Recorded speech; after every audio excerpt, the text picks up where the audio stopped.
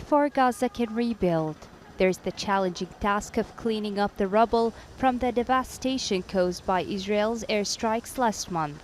Nothing remains of the buildings that were targeted in several areas. I think after what happened of the demolition of housing, factories,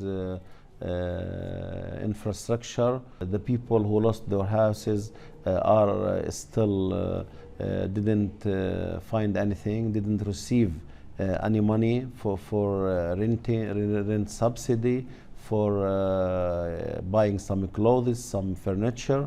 We are talking about 2,000 units has been demolished either totally or severe but became uninhabitable.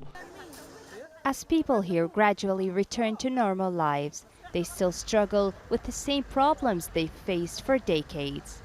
Israel continues to close Gaza's borders, preventing hundreds of patients from seeking life-saving medical treatment in the occupied West Bank. Gaza's Ministry of Health has also warned of serious consequences from a shortage of medicines, which it describes as the most severe ever. The conditions here are difficult. The entire Gaza Strip suffers, especially the medical sector.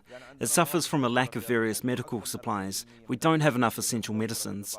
This is adding extra strain on the healthcare sector, which is already struggling due to the Israeli blockade on the Gaza Strip.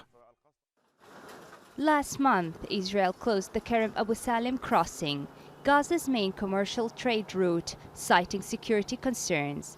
That has made the humanitarian situation here even worse. Israel has tightened its blockade with restrictions on all materials entering the Gaza Strip, in particular raw materials and those that are needed in the industrial sector, which has caused a new crisis.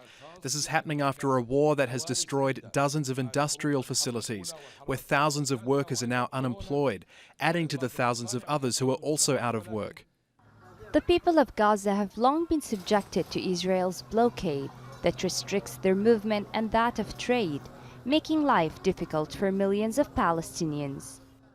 It's been almost 3 weeks since the end of the 11-day war on Gaza Strip. Tons of rubble will take months to remove, and many families remain homeless. But Israel still hasn't lessened its grip on the crossings, denying the movement of people and the entry of vital goods. Youmna, Al Jazeera, Gaza.